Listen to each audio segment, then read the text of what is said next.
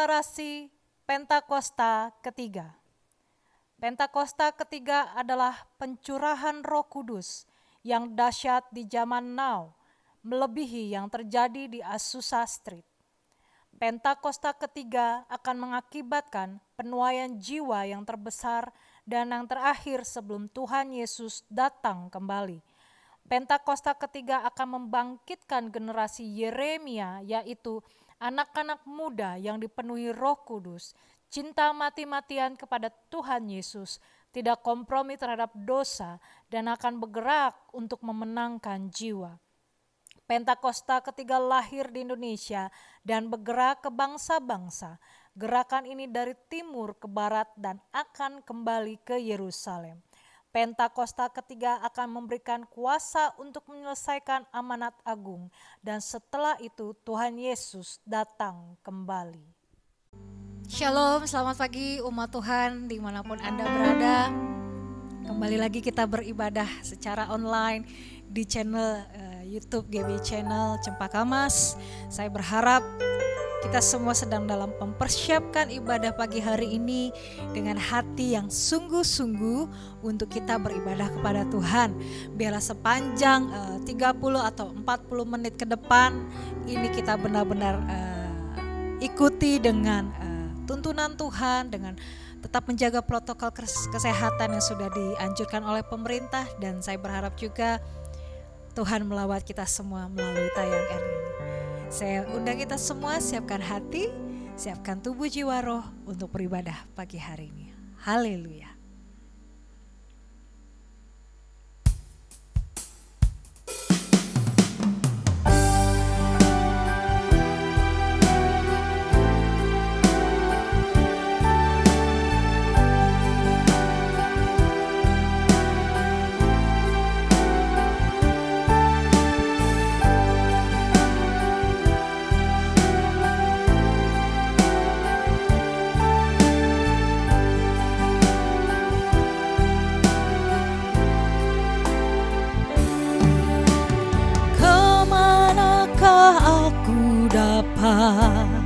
Pergi menjauhi rohmu yang suci, kau sahabat,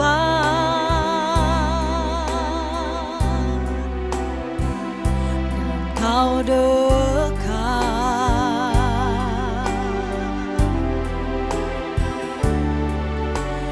Bahkan seluruh pengabdianku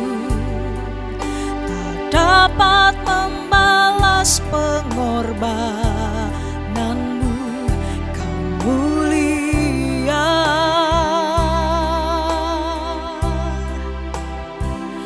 dan berharga. Sungguh besar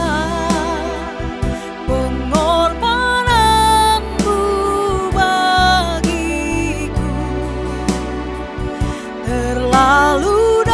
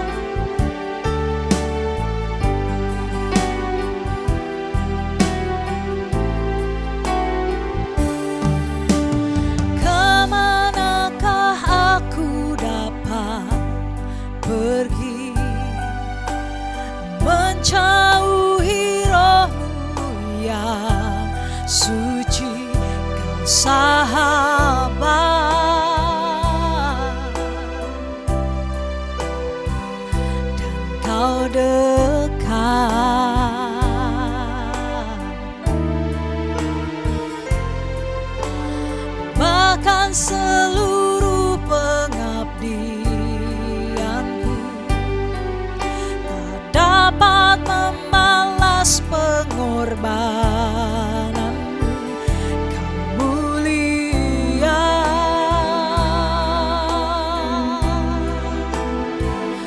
Dan berharga, sungguh indah pengorbananmu bagiku, terlalu dalam untuk dimengerti, sungguh besar. Oh, sungguh indah yang Kau pikirkan tentangku, tak terselami bagiku, sungguh indah,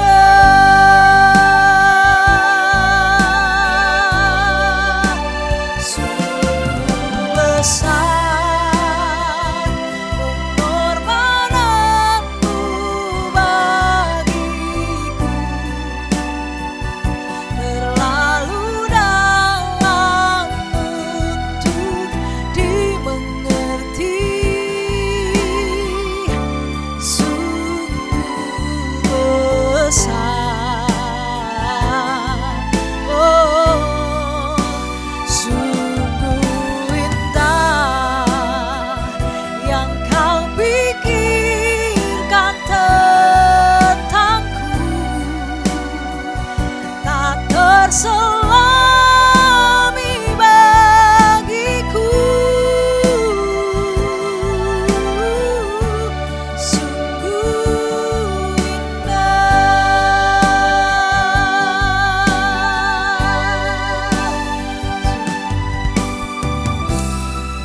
Engkau indah bagi kami Tuhan, sungguh Kau besar di dalam kehidupan kami.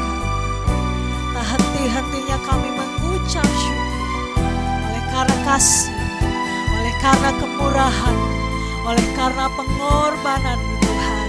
Kami ada, kami diselamatkan, kami ada sebagaimana kami ada hari ini. Kami mengucap syukur bahwa kasih-Mu besar bagi kami, sehingga kami tidak mampu menyelami kasih, kami tidak mampu menyelami Tuhan isi hati. Tapi satu hal yang kami tahu, pengorbanan itu karena cinta kasih-Mu kepada kami. Terima kasih Tuhan, Tuhan Yesus, terima kasih. Kami mengucap syukur, kami mengucap syukur. Sungguh besar pengorbananmu bagiku, terlalu dalam untuk dimengerti, sungguh besar. Oh, sungguh indah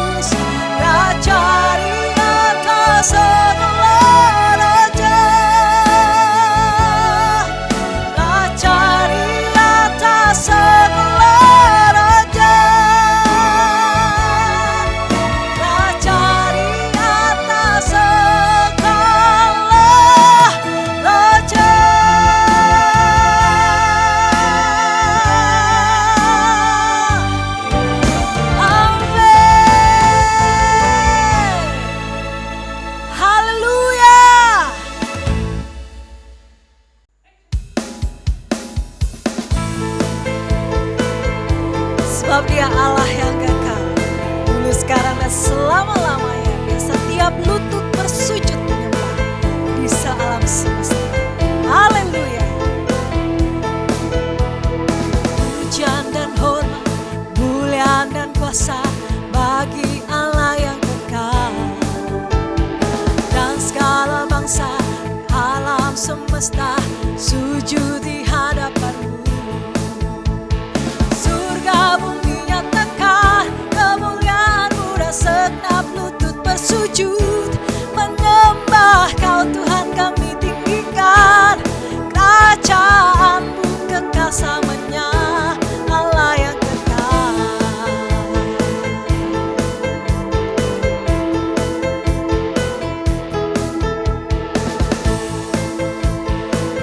Yes, Dia Allah yang kekal. Pujian dan hormat, kemuliaan dan kuasa bagi Allah yang kekal. Dan segala bangsa alam semesta sujud di hadapan-Mu. Surga bumi nyatakan kemuliaan-Mu, dan segenap lutut bersujud menyembah Kau Tuhan. Kami tinggikan kerajaan-Mu kekal selamanya, Allah yang kekal. Kerajaan-Mu berkuasa di bumi, puji Allah yang kekal. Sebab perbuatan-Mu ajaib dan besar, puji Allah yang kekal.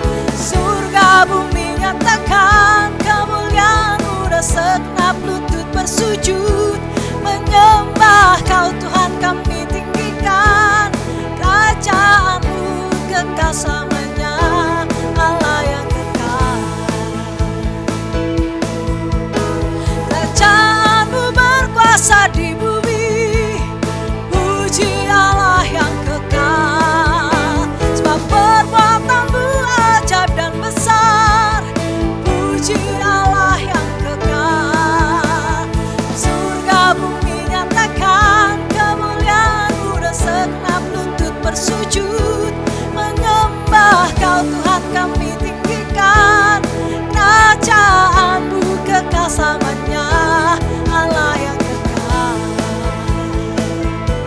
Allah yang kekal, Allah yang kekal.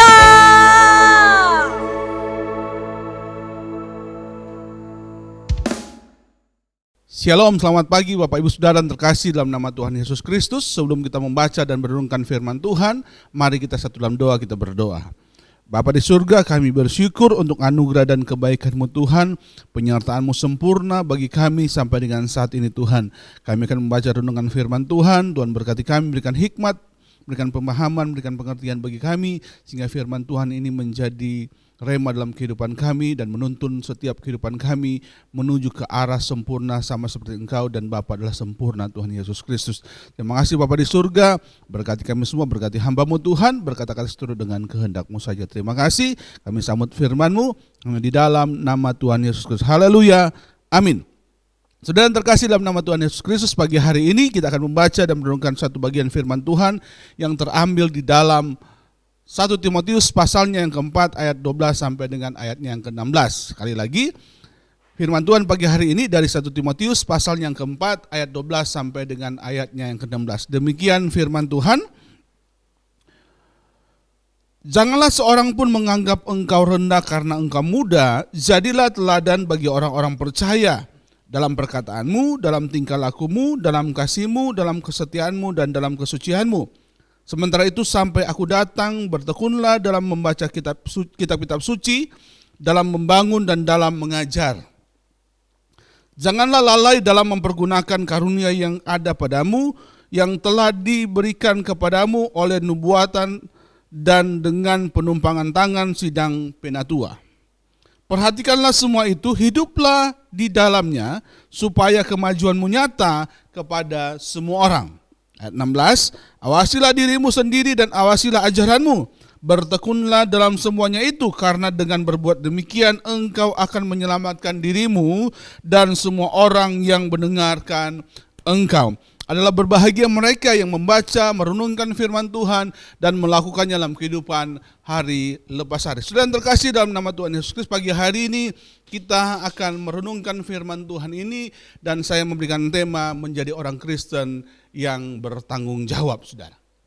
Saudara yang terkasih dalam nama Tuhan Yesus Kristus, situasi dan kondisi saat ini tetap terus membuat kita hidup di dalam kecemasan, membuat kita hidup di dalam ketakutan. Tetapi sebagai orang percaya, orang Kristen yang bertanggung jawab adalah orang yang mampu untuk melepaskan diri dari kecemasan itu, orang Kristen yang harus mampu melepaskan diri dari ketakutan itu.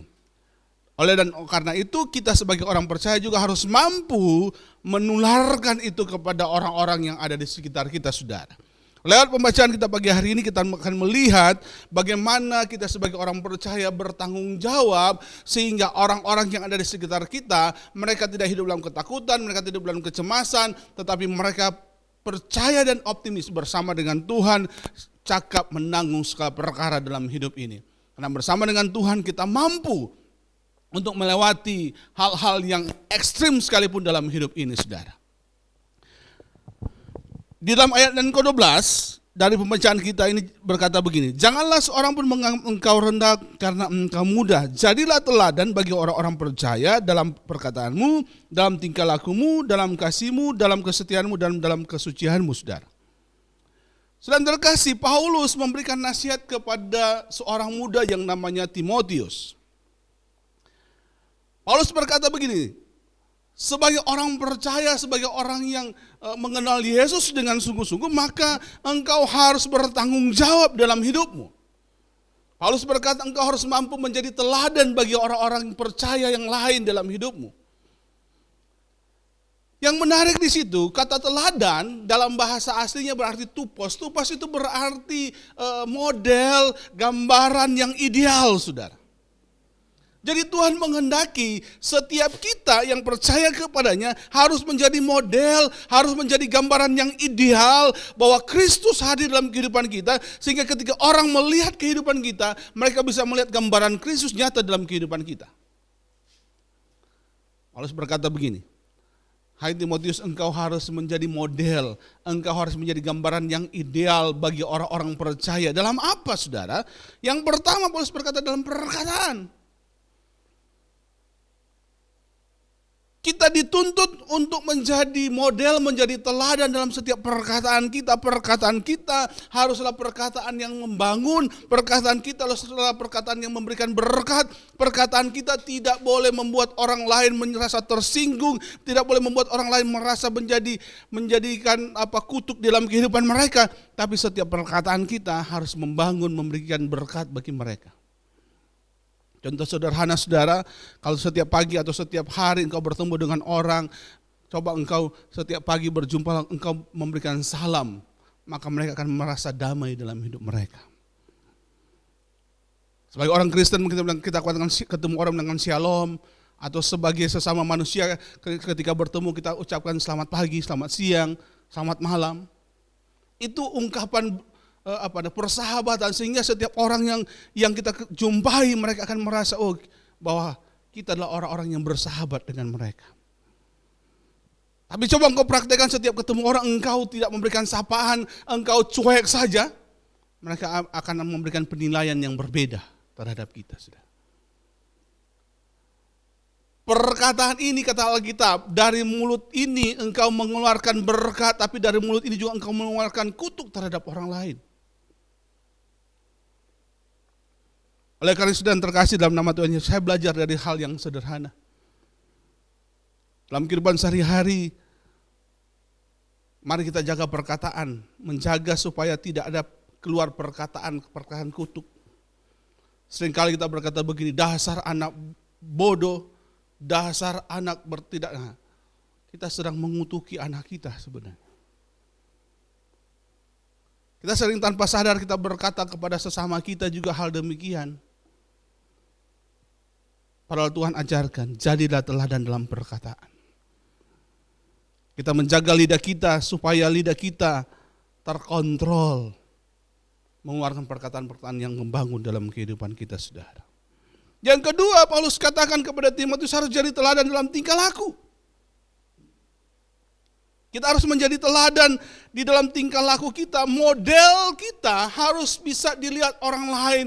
Bahwa apa yang kita lakukan, apa yang kita perbuat setiap hari itu adalah perbuatan-perbuatan, adalah tingkah-tingkah laku yang pada akhirnya bisa memberkati orang lain, membangun orang lain di dalam kehidupan mereka, saudara.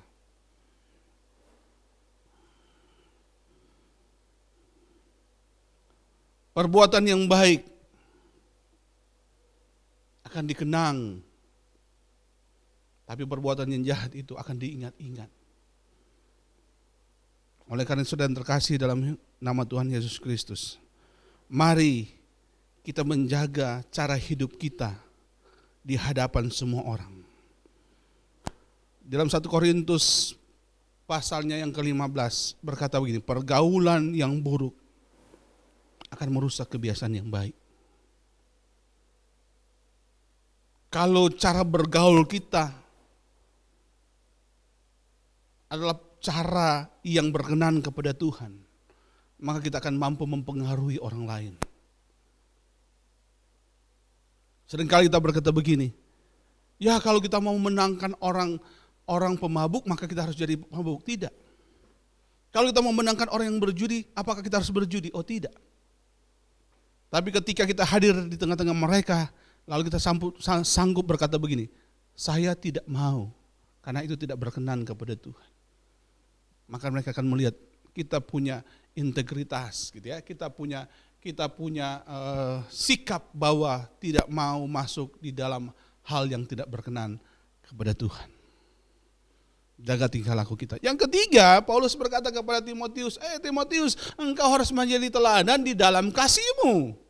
Segala perbuatan kita harus dasarnya kasih. Kalau kita melandasi semua perbuatan kita dengan kasih, maka kita akan melakukannya dengan sukacita. Tetapi kalau kita melakukan perbuatan kita itu karena ada dasarnya sesuatu yang kita inginkan, ketika kita tidak mencapainya, maka yang terjadi persungutan dalam hidup kita. Tapi kalau salah satu karena kasih, maka apapun yang terjadi kita akan berkata Tuhan Yesus terbaik. Kita bisa mengucap syukur kepada Tuhan bahwa Tuhan masih izinkan saya melakukan itu terhadap orang lain. Landasi segala sesuatu dengan kasih, saudara. Kalau kasih yang menjadi utama dalam hidup kita, maka apapun yang terjadi di sekitar kita, apapun komentar orang di sekitar kita terhadap apa yang kita lakukan, kita akan tetap terus memandang Tuhan dan berkata Tuhan terima kasih. Karena apa? Karena ada kasih dalam kehidupan kita, saudara. Lalu yang keempat, Paulus berkata begini kepada Timotius, engkau harus menjadi teladan di dalam apa? Di dalam kesetiaanmu.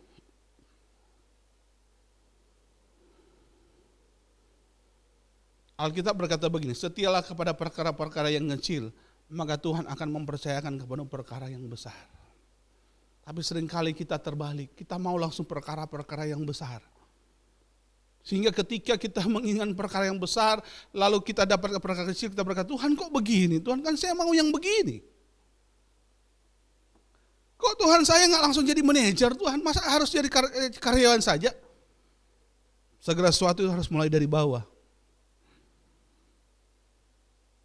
Karena ketika kita setia kepada hal-hal yang kecil, ketika perkara yang besar dipercayakan kepada kita, kita tidak akan menjadi orang yang lupa daratan, saudara. Kita tidak akan menjadi orang yang pada akhirnya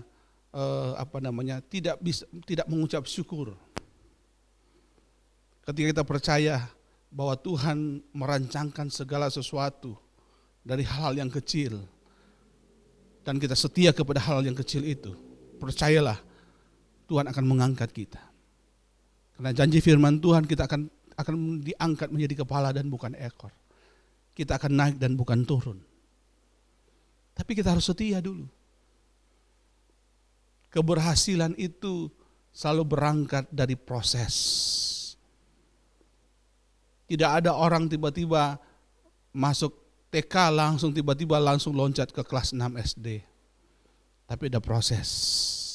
Dan proses ini menentukan apakah kita berhasil atau tidak. Oleh karena sudah terkasih dalam nama Tuhan Yesus Kristus, jaga kesetiaanmu. Sadrak, Mesak, dan Abednego adalah tipe orang yang menjaga kesetiaan hidup mereka. Dalam Daniel pasal yang ketiga, Daniel, Sadrak, Mesak, dan Abednego, khususnya Sadrak, Mesak, dan Abednego berkata begini, walaupun Allah kami tidak sanggup melepaskan kami. Tiga anak muda ini berkata, kami tidak akan pernah menyangkali Tuhan dalam hidup kami. Daniel berkata begini, walaupun saya harus masuk dalam gua singa, saya tidak akan pernah merubah cara berdoa saya kepada Tuhan, cara beribadah saya kepada Tuhan. Walaupun dalam situasi dan kondisi di mana mereka diperhadapkan dengan situasi yang sulit, tapi mereka tetap setia kepada Allah yang mereka sembah, Allah Abraham, Ishak, dan Yakub. Allah yang sama yang kita sembah sampai dengan hari ini, saudara yang terkasih. Jaga kesetiaanmu dalam hidupmu. Dan Paulus berkata begini kepada Timotius, "Hai Timotius, tidak saja engkau menjaga perkataanmu, tidak saja engkau menjaga tingkah lakumu, tidak saja engkau menjaga kesetiaanmu, tidak saja engkau menjaga kasihmu, tapi yang terakhir engkau harus menjaga kesucian dalam hidupmu, saudara. Kuduslah kamu sebab Tuhan itulah Tuhan yang kudus. Tanpa kekudusan, tanpa kesucian tidak seorang pun bisa melihat kerajaan Allah." Alkitab berkata tubuh kita inilah tubuh bait kudusnya Tuhan. Oleh karena itu mari kita jaga kekudusan hidup. Jangan kita kotori, jangan kita cemari dengan hal-hal yang bertentangan dengan Tuhan, tidak berkenan kepada Tuhan. Pada akhirnya tubuh kita ini menjadi rusak, menjadi kotor, sehingga pada akhirnya tidak berkenan kepada Tuhan. Sehingga kita tidak bisa melihat kerajaan sorga dalam hidup kita, saudara. Sedang terkasih dalam nama Tuhan Yesus Kristus. Selanjutnya Paulus berkata di dalam ayat 13 kepada Timotius begini, "Hai Timotius, bertekunlah membaca kitab suci agar kita dapat membangun dan mengajar orang lain." Tidak hanya 5 hal itu yang Paulus katakan kepada Timotius, tapi engkau juga harus menjaga hidupmu dengan apa? Membaca dan merenungkan firman Tuhan, supaya setiap ajaran kita kepada orang lain adalah ajaran yang sesuai Alkitab. Supaya kita mampu membangun orang lain, dasarnya apa? Dasarnya Alkitab. Oleh karena itu mari baca, renungkan firman Tuhan setiap hari dalam kehidupan kita, sehingga kita bisa melihat kebenaran-kebenaran yang besar yang Tuhan sediakan bagi kita. Kita bisa melihat berkat-berkat Tuhan yang Tuhan sediakan bagi kita. Dan ajaran-ajaran yang kita ajarkan kepada orang-orang lain adalah ajaran yang sesuai dengan firman Tuhan. Kita tahu akhirnya banyak ajaran yang menyimpang, yang tidak sesuai dengan Alkitab, saudara. Supaya saudara-saudara kita yang lain tidak tersesat. Kita menjadi orang Kristen yang bertanggung jawab, kita baca, lalu kita bagikan kebenaran itu kepada orang lain sesuai dengan apa yang Alkitab katakan dalam hidup kita. Ayat 14, Paulus berkata juga gini kepada Timotius, engkau harus mengenali karunia yang Tuhan berikan dalam hidup kita. Karena orang yang bertanggung jawab adalah orang yang mengenali apa yang Tuhan percayakan dalam hidup kita. Karunia yang Tuhan percayakan kepada kita harus kita mampu kembangkan untuk memberkati orang lain, untuk menjadi berkat bagi orang lain, sehingga orang lain ketika melihat hidup kita mereka terberkati, saudara. Paulus berkata, Timotius, engkau muda, tapi engkau harus mengenali karunia. Seringkali kita tidak bisa menikmati Tuhan dalam hidup kita karena kita tidak mengenal siapa diri kita. Apalagi karunia yang Tuhan percayakan kepada kita tidak kenal, saudara. Oleh karena itu, saudara terkasih, kenalilah karunia-karunia yang Tuhan percayakan kepada kita. Dan ketika Tuhan percayakan itu kepada kita, mari kita kembangkan itu semua untuk kemuliaan nama Tuhan.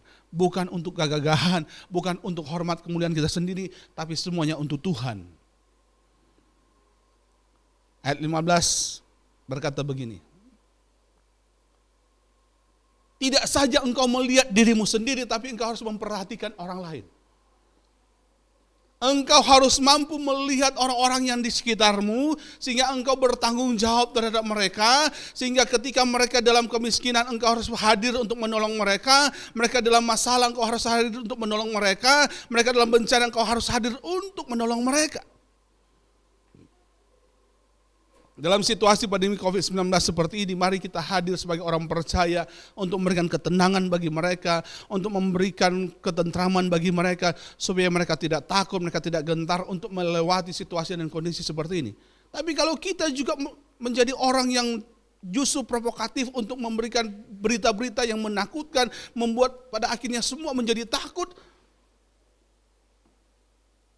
Pada akhirnya saudara, kita akan tetap terus hidup dalam ketakutan dan kecemasan saudara. Mari kita perhatikan orang lain juga yang ada di sekitar kita. Lalu yang terakhir ayat 16 berkata begini.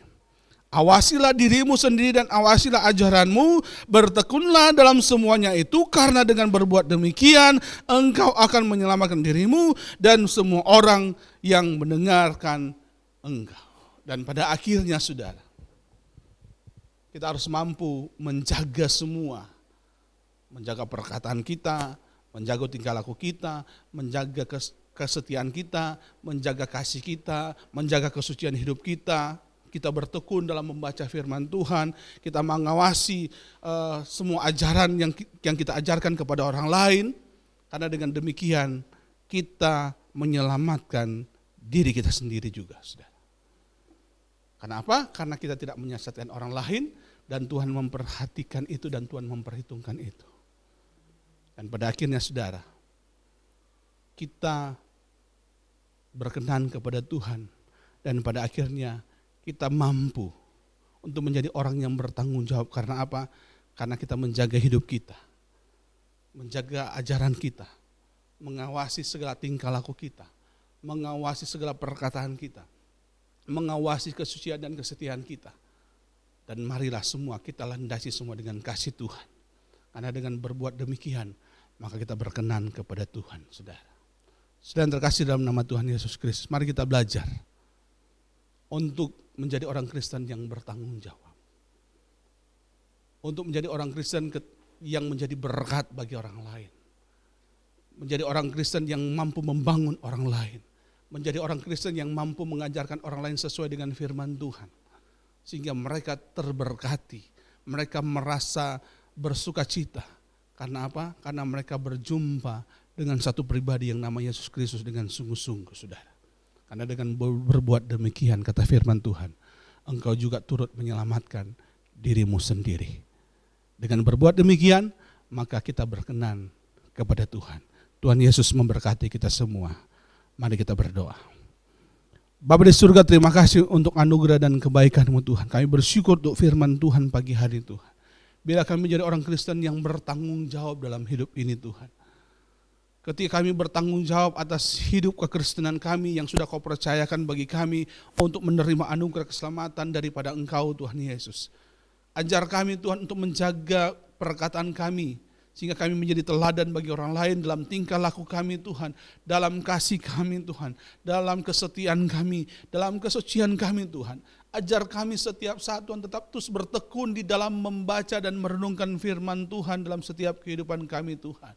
Ajar kami Tuhan untuk memperhatikan orang lain juga Tuhan. Ajar kami Tuhan Yesus untuk mengawasi, menjaga setiap ajaran kami Tuhan. Sehingga pada akhirnya Tuhan kami mampu untuk menjadi berkat bagi orang-orang yang di sekitar kami Tuhan. Kami bertanggung jawab untuk menyelamatkan jiwa mereka Tuhan. Kami bertanggung jawab Tuhan untuk mengabarkan sukacita keselamatan kepada mereka Tuhan. Sehingga pada akhirnya Tuhan mereka juga ada dalam buku kehidupan itu Tuhan Yesus.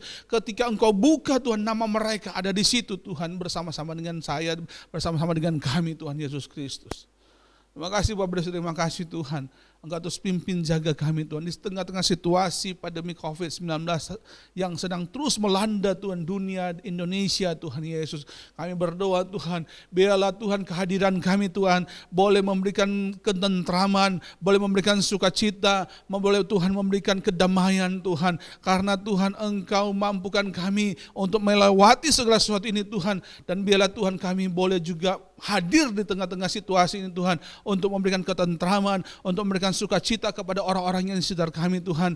Karena kami yakin Tuhan, bersama dengan Engkau Tuhan kami cakap melewati segala situasi dan kondisi saat ini Tuhan. Oleh karena itu Tuhan, biarlah Tuhan kami terus menjadi orang Kristen yang bertanggung jawab dalam hidup kami Tuhan. Kami terus menjaga dan mengawasi apa yang Tuhan sudah percayakan dalam hidup kami Tuhan. Dan biarlah di lewat hidup kami Tuhan, ada terang Kristus, ada kasih Kristus yang terpancar. Sehingga setiap orang yang melihat kami Tuhan, mereka dikuatkan, mereka bersuka cita Tuhan. Karena ada Kristus yang boleh hadir di tengah-tengah kehidupan kami Tuhan. Terima kasih Bapak, terima kasih Tuhan. Engkau memberkati Tuhan mereka yang sakit Tuhan, Engkau sembuhkan mereka dalam nama Yesus Tuhan. Mereka yang terbaring di rumah sakit Tuhan, bahkan mereka yang saat ini Tuhan sedang bergumul dalam sakit mereka di rumah Tuhan, kami berdoa dalam nama Yesus, Engkau jamah, Engkau sembuhkan dalam nama Yesus Tuhan. Kami percaya Tuhan, Engkau punya rencana yang indah dari semua situasi dan kondisi yang terjadi saat ini Tuhan. Terima kasih Bapak dan Surga, terima kasih Tuhan, kekuatan penghiburan Tuhan nyata dalam setiap kehidupan kami Tuhan. Terpuji namamu, dalam nama Tuhan Yesus Kristus kami berdoa dan mengucap syukur. Haleluya, amin. Angkatlah kedua tanganmu, terimalah berkat Tuhan. Kasih, sukacita, damai sejahtera yang melimpah-limpah dari Bapa di surga, cinta, kasih sayang dari Tuhan kita Yesus Kristus, penyertaan kuasa Roh Kudus menyertai kita mulai hari ini sampai Tuhan menjemput kita kali yang kedua, bahkan sampai selama-lamanya. Mari semua kita orang percaya kita katakan amin. Tuhan Yesus memberkati. Selamat hari Minggu. Shalom Bapak Ibu Saudara. Kita terus percaya dan perkatakan bahwa tahun 2021 adalah tahun integritas. Apabila kita berbicara tentang integritas, ada satu teladan yang perkataan, hati, dan tindakannya selaras. Pribadi spesial inilah yang menjadi tema Voice of Pentecost hari ini, yaitu Jesus, the man of integrity. Bagi orang percaya, membangun integritas sama halnya dengan hidup sama seperti Yesus telah hidup. Mari kita lihat apa saja yang Yesus lakukan. Yang pertama, perkataan dan tindakan Yesus. Sekalipun Yesus sedemikian sempurna, tidak semua orang itu menyukainya. Banyak yang ingin mendengar khotbah Yesus justru untuk menjebaknya. Mereka berusaha mencari-cari kesalahan Yesus. Akan tetapi, pada akhirnya, perkataan Yesus tidak pernah dapat dibantah. Mengapa demikian? Karena Yesus selalu mempraktekkan apa yang ia katakan. Yesus tidak hanya jago khotbah, tetapi dia melakukan dan menghidupi firman. Dalam Matius 23 ayat 3, Yesus menyindir ahli-ahli Taurat dengan mengatakan kepada orang banyak, "Sebab itu, turutilah dan lakukanlah segala sesuatu yang mereka ajarkan kepadamu. Tetapi janganlah kamu turuti perbuatan-perbuatan mereka, karena mereka mengajarnya tetapi tidak melakukannya." Yang kedua, sumber perkataan dan tindakan Yesus. Dalam Yohanes 12 ayat 49, Yesus mengatakan demikian, "Sebab aku berkata-kata bukan dari diriku sendiri, tetapi Bapa yang mengutus aku. Dialah yang memerintahkan aku untuk mengatakan apa yang harus aku katakan dan aku sampaikan." Selama hidupnya di bumi, Yesus tidak pernah mengatakan sesuatu dari dirinya sendiri. Ia sungguh-sungguh memastikan bahwa semua perkataan dan tindakannya itu bersumber dari Bapa. Dia tidak mengatakan sesuatu untuk kepentingannya pribadi, tetapi untuk kerajaan Allah. Yesus juga selalu memastikan bahwa semua yang dia lakukan sesuai dengan kehendak Bapa.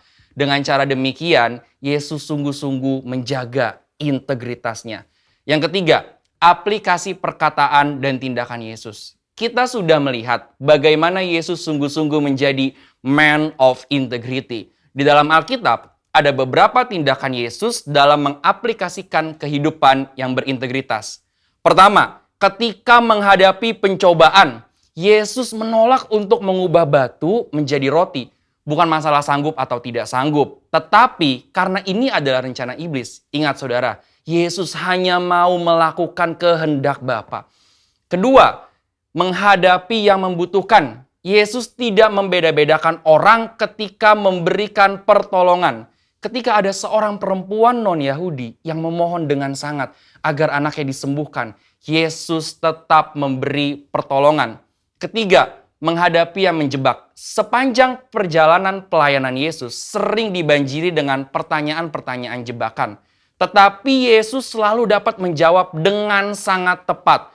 Hal ini terjadi karena Yesus sungguh-sungguh berkata-kata hanya dari Bapa.